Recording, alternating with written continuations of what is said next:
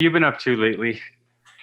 Um, Things are starting to get rolling with the campaign. Started to do a little canvassing. Um, we I'm gonna be doing a food drive tomorrow in Bowness to support all the people that are food insecure because of COVID and the economy. So that'll be good. No, that's And so wonderful. There's so many people out there that are in need right now. It's For sure, man. How is the campaign going for you? I mean, lots of great feedback, having lots of conversations with people. It's obviously hard to tell in May what things are going to look like in October. So I can't say, oh yeah, there's clear momentum or anything because it's so hard to tell. But there's obviously an appetite for change, which is great. 100%. I think our city now more than ever is looking for something fresh, something exciting, something new and vibrant. We've been in our homes for too long. We've all dealt with something that I don't think any of us have ever faced. So a lot of this is something to look forward to. And I think this election is so important. It's so pivotal. The times are crazy, the anger, the exhaustion. So I'm happy that there is some optimism here in the future of our city. Absolutely, absolutely.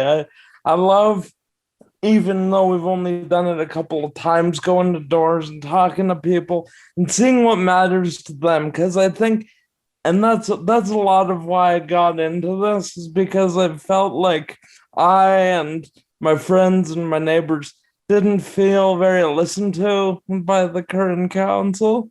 So that's something that really matters to me. What are your thoughts on holding off on the city guide and waiting till the new council comes in to push it through? See, I would have loved the guidebook for great communities to be an election issue, just because that's gonna have such wide-ranging effects on how we build and improve our city moving forward.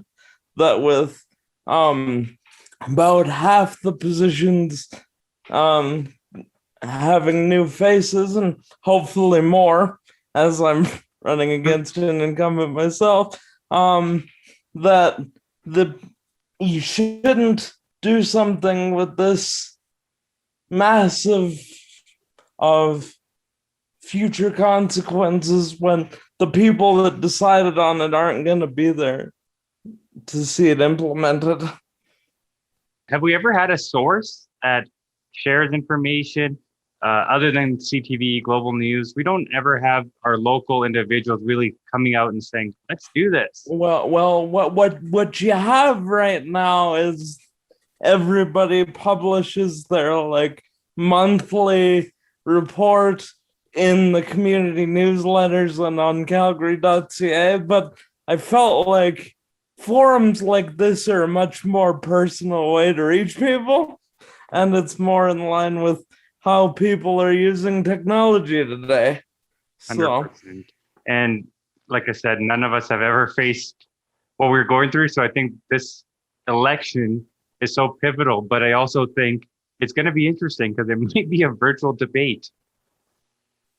yeah, I'm very curious to see what the forums look like.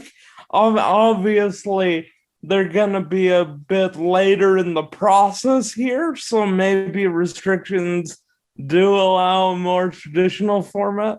But what I've seen a lot of so far is these two man two man sort of debates that are sort of scheduled and formatted over Twitter with like QR77, Yeah, and then or the failed one between candidate Gondak and candidate Farkas oh yes. with That was Livewire. live wire. Yeah, So we I think she's might tried see. twice. She's tried twice to do it, and I don't think they're having any luck Yeah, going. we might see more of that if restrictions are still in place. These one-on-one sort of debates set up between the candidates and a third party. But I'd love to debate in a traditional format because that's how a lot of people are used to getting that kind of information close to an election, so that two-man format might not stick as well. No, what if we had, I mean, in your constituency, how many individuals are there? Or how many people are running? Uh, right now, there's three of us. Three, 30 or three? Three. Sorry. Oh, three. I was like 30. Oh, Myself, Councillor Sutherland, and Gaz Kumar. okay. What if we had, say, for example, all three of you on Zoom and we were having that going on? Uh, I would be interested to see if we could moderate that properly. I mean, with a seminar, I suppose you could just have the host mute whoever's not speaking, and then that would work. It might actually work better than a traditional format because you could physically stop other candidates from talking over people. So that's an interesting idea. That actually is a good point. It might work better. The only thing is it's fun in person, isn't it? Being Oh, absolutely. This being the first time I'd be in a forum or a debate, I'm absolutely looking forward to it. In high school, I was in Model UN, so I'm very much looking forward to putting those kind of skills to the test. what made you run for council? So that's an interesting question. As I previously stated, I kind of felt a bit taken for granted as a constituent, which was a big part of that. But I've also been fairly politically minded most of my life. I was that kid who was in AP Social Studies and Model UN, and I volunteer with my local MP, Pat Kelly, and on various community boards with the city. So I've always been pushed towards community service and politics generally, but I think council needs a fresh voice, they need a fresh face, and they need somebody who views this job more as representing their constituents as opposed to how do I get benefit from the position. Jacob, what are you seeing that the current council has that has obviously fighted you and caused you to run in this election for change? So for one thing, we have the most highly compensated council, mayor, and administration in Canada. Your average councillor is making well over $100,000 a year and has supplemental pension programs and these things that it does nothing to benefit Calgarians. And in addition to this, there's various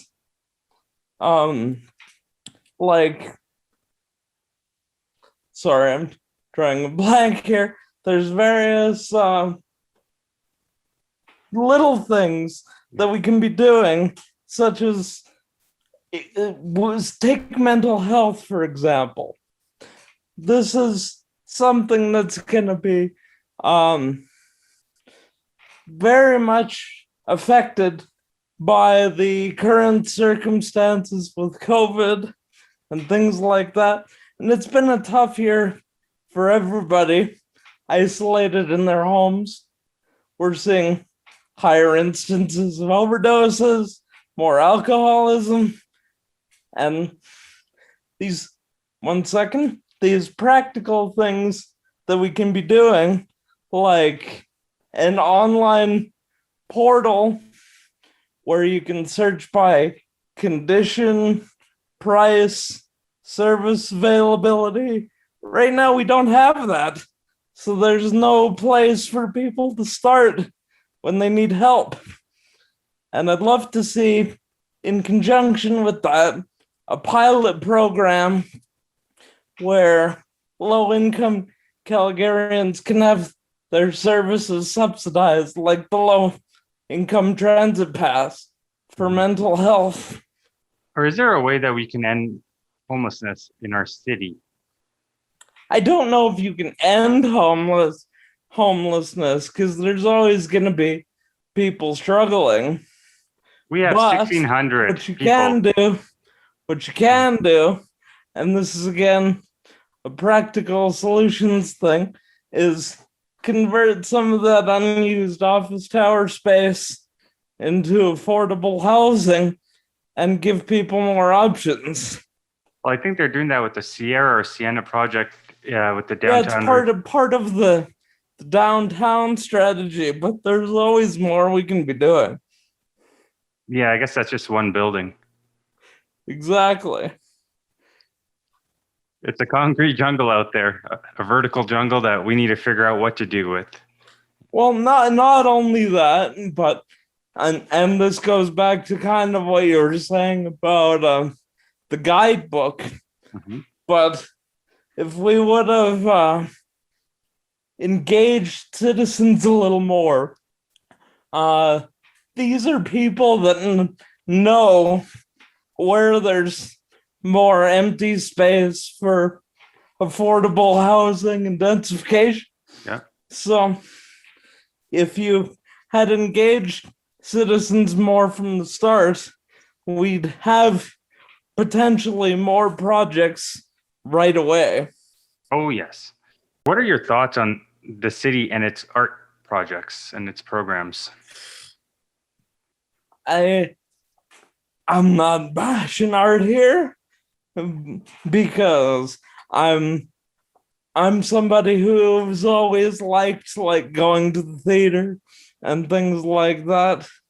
However, I find the majority of the public art installations in the city, or maybe not the majority, but at least several, have little to no meaning to anybody except the person that made them. If you take like the Blue Ring or Rocks on Sticks or things like that, clearly they have meaning to somebody, but to so many, it's why did we spend money to build that when we could have spent it augmenting city services or hiring more firefighters or fixing my sidewalk? And again, goes back to these practical things that we could be doing that we're not. People often say city council can never get things done, such as, well, the Green Line or the arena. I think we'll see these projects get done. I think where a lot of the failure in some ways came from was the process being done in the dark.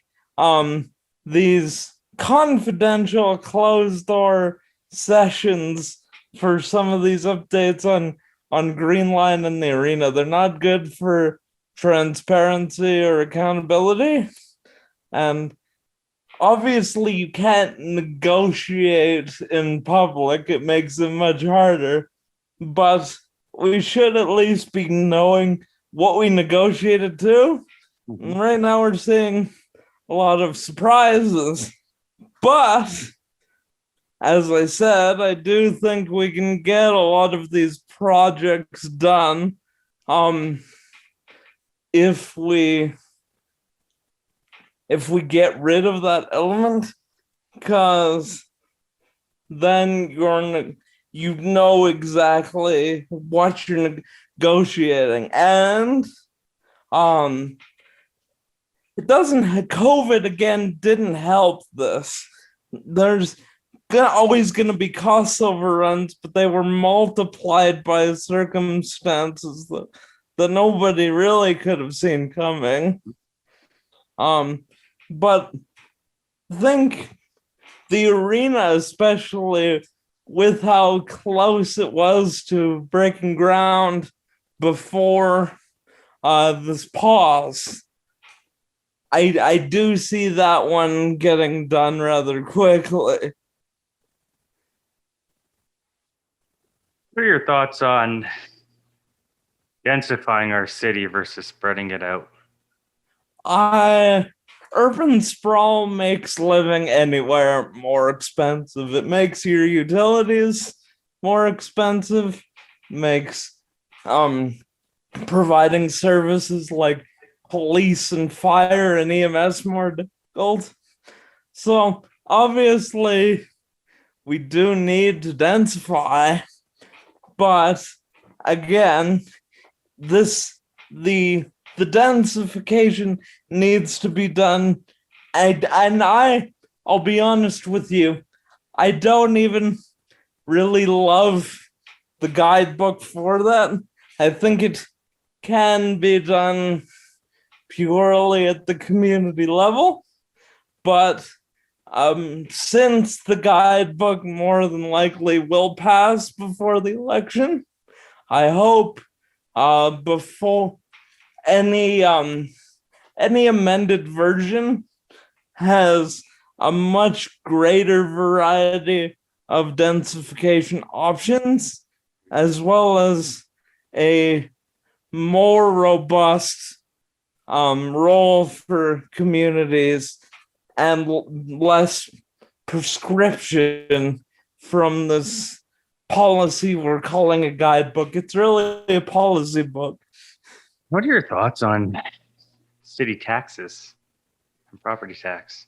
Nobody likes paying more taxes. Obviously, want to keep taxes low, but you have to make sure you're providing all the safety and the services like snow removal, and things that people expect.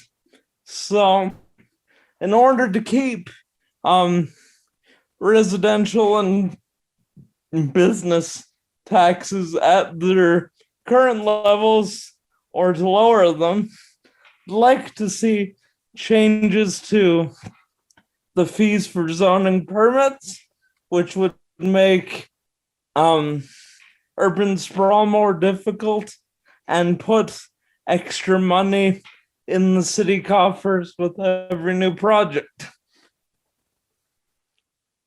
Councillor candidate Jacob McGregor, why should Calgarians choose you to be the next councillor? See, I've been asked that a lot by people at doors and in my email and on social media. I think one of the biggest reasons that you should choose me over anybody else is I view this entire process like a job interview. You are hiring me to represent you on city council. I'm gonna open up those lines of communication again, implement practical solutions, bring collaboration back to council, and openly and honestly communicate with you in a way we haven't seen in several years. Why does city council have a hard time getting things done and working together? They say that there is a toxic culture at City Hall. I think a lot of it, and you'll see this at every level of government right now, and that's polarization. Instead of finding common ground on projects we can both work on, say in a council perspective, things that'll help out multiple wards, it's either selfish, these are things that'll benefit my ward and your priorities don't matter, or I'm right on this issue and you're not, and that makes you bad for Calgarians. We need to bring that idea of compromise and collaboration back. Do you believe in small business, Jacob? I absolutely believe in small business.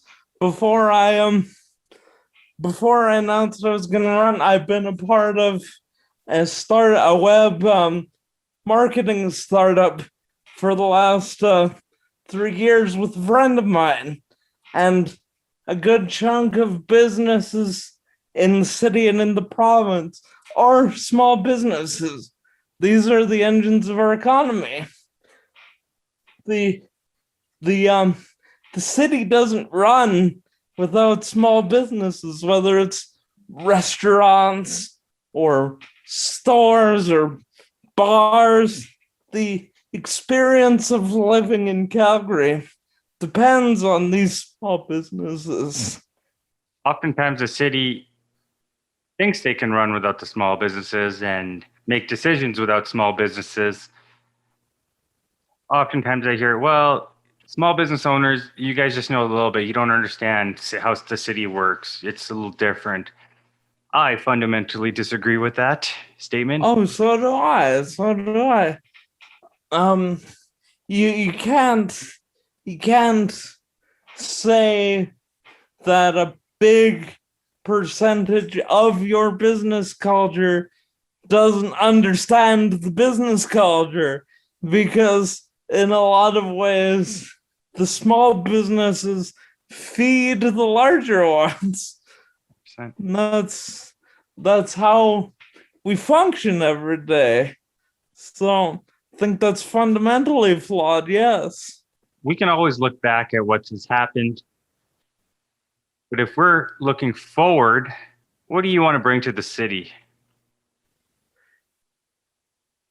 I think you're gonna hear this a lot. It's a little cliched, but safe and vibrant, and communities that offer a wide variety of experiences, and a city that attracts talent. Because right now we're having a terrible problem with brain drain. Nobody wants to live here after they graduate university. We need to bring that heart of the New West thing from the early 2000s back. And that means having a wide variety of entertainment, recreation, transportation, but it also means having a safe city to live in. The crime rate has gone up significantly across neighborhoods. We're thinking of closing fire stations. Some of them can't even be staffed properly. These are not problems we should be having. What did you think about firefighters not being considered frontline in terms of the vaccination process? I was so glad to hear they finally got added. But how did that system fail our firefighters? How are they not frontline? Is what I'm trying to. They absolutely are. That was an insane failure. A friend of mine is actually a volunteer firefighter in Penhold, and they've been going into COVID houses with confirmed COVID cases, and yet still not being considered essential workers. And the same stories were being echoed here. the entire thing boggled my mind. I don't understand how you can put these people who put their lives on the line every day at the back of the line. When the decisions are made, who votes that and says, no, they're not frontline workers? I mean, that's such a disappointment. Well, That's sad. How can we let that slip? Well, in that case, a lot of the decision was made by the province. However, municipal governments were given the ability to grant exemptions where they saw fit. That's why they've been added now. And this should have been done ages ago. They should have been right at the beginning of phase 2, if not at the end of phase 1. Most oftentimes, firefighters are first at scene. Absolutely. Not only are they inhaling so much stuff, but the PTSD of what they see, they're already putting their lives mentally, physically, emotionally, spiritually for Calgarians, and we can't even do that. I mean, obviously, I got to say that's shame on the provincial and the municipal government for not standing up quicker and allowing this to happen. It's terrible. Absolutely. What can you do to help small businesses if you're chosen as councillor? Well, for starters, I'm gonna keep your taxes low, but a lot of people are gonna tell you that. What I'm interested in as well is maybe partnering a little more with the province for pilot hiring projects to bring more talent, more job fairs, more opportunity here. Because you can have a competitive tax base all you want, but if you don't have the talent interviewing, you don't get the people, and then you don't get the larger follow-on corporations as well. We saw that with Amazon. What was your thoughts on spending so much time and money on the Olympic bid? See, my opinion's changed on this one, because if somebody were to look back at my social media, they would find I was a very vocal yes advocate at the time, and a lot of that was emotional, because I am a very diehard sports person, and I'm hoping you're a Flames fan, though, at least. Absolutely, I'm a Flames fan. If we moved my webcam around the room here, you'd see quite a bit of Flames memorabilia. And I'm also recently a season ticket holder. But when it comes to the Olympics, in addition to the emotional factor, which was a large one for me, we also didn't hear a lot of maybe honesty from the Yes campaign. The whole idea was built around renovating existing venues and building a medium-sized arena, and the idea that we were gonna have the Olympics and somehow that wasn't also gonna involve a replacement for the Saddle Dome was, I think, pretty dishonest. Here's another thing that complicates that, though. Yes, probably could have done better had we known that without the renovations, the sliding track at COP would close. Nobody knew that till afterwards. And we lost a great amateur sports venue because we didn't renovate the track. So, but all that being said, I now probably would no longer support that Olympic bid looking back because of what we know the happened with the economy and what we know happened with COVID and these big showpiece Olympics. These things are never done on budget. It's like these big construction projects. The original budget never ends up being the final budget.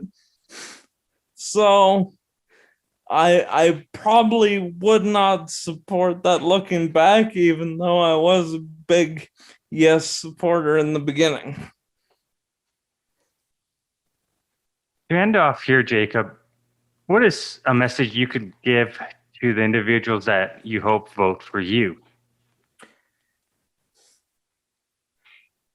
Instead of looking back or staying with the status quo, we need to be looking forward, looking to new voices and a new optimistic vision for the city after everything we've been through. And I think I can be part of it. Thank you so much for your time today, man. I appreciate it, Jacob. Thank you, sir. Thank you.